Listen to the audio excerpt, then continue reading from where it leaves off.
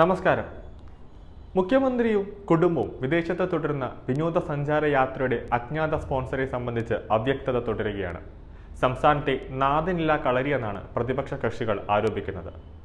മുഖ്യമന്ത്രിക്കും കുടുംബത്തിനും വേണ്ടി കോടികൾ ചെലവഴിക്കുന്ന അജ്ഞാതിനെ സംബന്ധിച്ച് CPM-ലും അഭിപ്രായ ഭിന്നത രൂക്ഷമാണ്.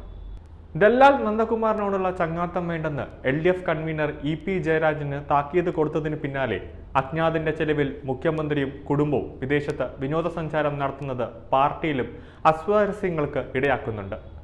മുഖ്യമന്ത്രി വിദേശത്തായതിനാൽ നാളെ ഓൺലൈനായി നടക്കേണ്ടിയിരുന്ന മന്ത്രിസഭാ യോഗവും മാറ്റിയിട്ടുണ്ട്. സംസ്ഥാനം കടുത്ത ഉഷ്ണതരംഗത്തിലൂടെയാണ് കടന്നുപോകുന്നത്. കോടിക്കണക്കിന് രൂപയുടെ കാർഷിക വിളകൾ ഇതിനോടകം നശിച്ചു കഴിഞ്ഞു. തീരത്ത് കള്ളക്കടൽ പ്രതിഭാസത്തിൽ മത്സ്യത്തൊഴിലാളികളുടെ ദുരന്തത്തിന് യാതൊരു ശമനവുമില്ല.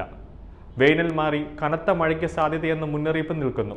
ഖജനാവ് കാലിയായതിനാൽ അടുത്ത മാസം മുതലുള്ള ശമ്പളങ്ങൾക്ക് ഉൾപ്പെടെയുള്ള പണം കണ്ടെത്തേണ്ട അവസ്ഥയിലാണ് സർക്കാർ സംവിധാനങ്ങൾ.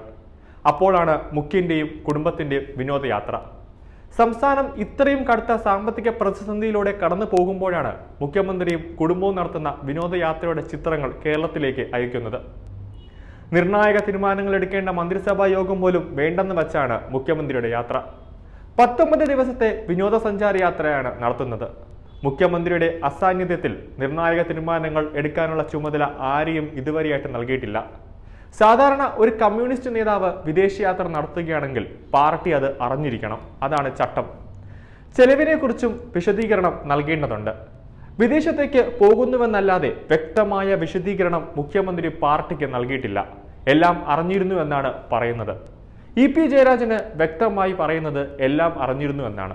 എന്നാൽ സ്പോൺസർ ആരെന്ന ചോദ്യത്തിന് ഇപ്പോഴും ഉത്തരമില്ല. CPM സംസ്ഥാന സെക്രട്ടറി MV ഗോവിന്ദനും ഇതിനെപ്പറ്റി യാതൊരു അറിവുമില്ല. അതുകൊണ്ട് തന്നെ പ്രതികരിക്കുന്നുമില്ല. AK ബാലനും വിനോദയാത്ര സംബന്ധിച്ച് അറിഞ്ഞ ഒരു മട്ടില്ല.